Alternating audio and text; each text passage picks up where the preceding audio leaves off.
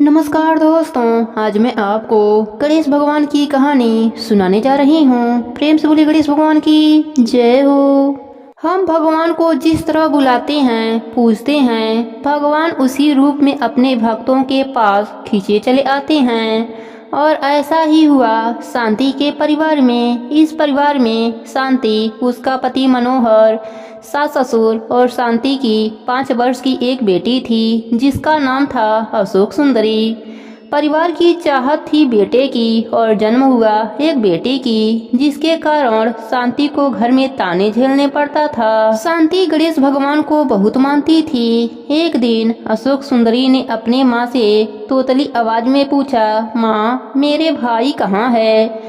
तो माँ ने कहा, अशोक सुंदरी तुम्हें पता है अशोक सुंदरी किसका नाम है? वह तो गणेश भगवान के बहन का नाम है। तो तुम्हारे भाई कौन हुए? गणेश भगवान हुए ना। अशोक सुंदरी के मन में यह बात बैठ गई। वह हर रक्षाबंधन पर गणेश भगवान के मूर्ति को राखी बांधती और गणेश जी को भाई मानकर पूजने लगी। भगवान उसके लिए उसके भाई थे। ऐसे ही समय बीतने लगा। माँ बेटी दोनों ही गणपति बप्पा का अनन्य भक्त बन गए। अब अशोक सुंदरी विवाह योग्य हो गई। उसका विवाह भी हो गया, पर समाज की विडंबना, उसका परिवार भी ज्यादा खुले विचारों वाला नहीं था।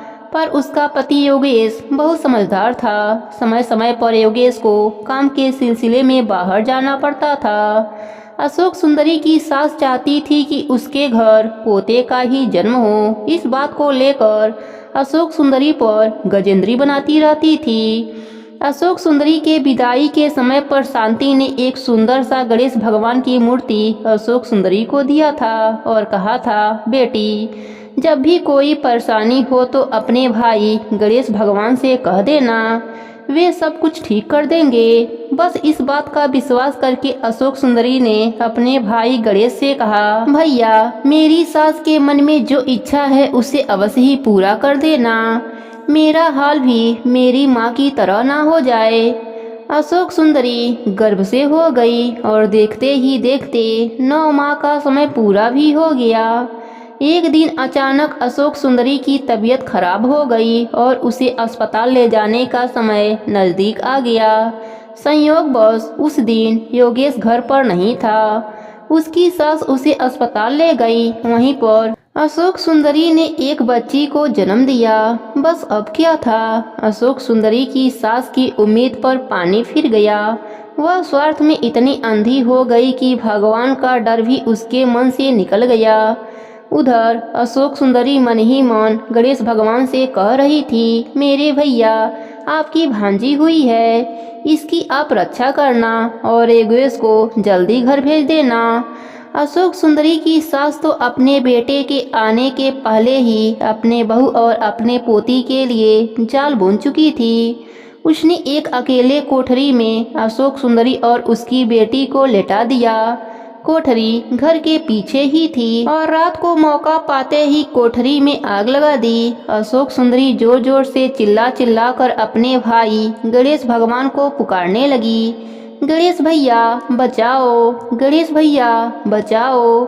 और प्रभु भी कहाँ रुकने वाले थे। जाने कहाँ से काले काले बादल आ गए और तेज वर्षा होने लगी। तेज बारिश से कोठरी की आग बुझ गई। उसी समय गणेश भगवान एक हाथी का रूप लेकर आए और धुएं वाली कोठरी से अशोक सुंदरी और बच्ची को बाहर निकाला। वहाँ योगेश भी पहुँच गया था। अशोक सुंदरी ने सारा किस्सा अपने पति को बताया। योगेश ने सब कुछ सुना और हाथी को वहाँ खड़ा देखकर समझ गया कि यह कोई नहीं, स्वयं गणेश भगवान हैं। योगेश और अशोक सुंदरी जब तक समझ पाते और देख पाते, वह गज वहाँ से अदृश्य हो गए। अशोक सुंदरी बोली, आज मेरे भैया सिर्फ मेरे लिए आए थे, मैं धन्य हो गई। उधर अशोक सुंदरी के सास के शरीर में पूरे फफोले पड़ गए। उसे गणेश भगवान के क्रोध का सामना करना पड़ा। इधर अशोक सुंदरी और योगेश अपने बच्ची को लेकर कहीं दूर रहने चले गए और पूरा जीवन गणेश भगवान के भक्ति में समर्पित कर दिया। दोस्तों, जो कोई भगवान से रिश्ता जोड़ता है प्रभु उसका साथ कभी नहीं छोड़ते और हमेशा हमेशा उसका साथ देने चले आते हैं। हे गणपति बप्पा, जैसे आपने अशोक सुंदरी पर अपनी कृपा करी, वैसे ही अपने सभी भक्तों पर अपनी कृपा बनाए रखना। प्रेम से बोलिए गणेश भगवान की जय हो।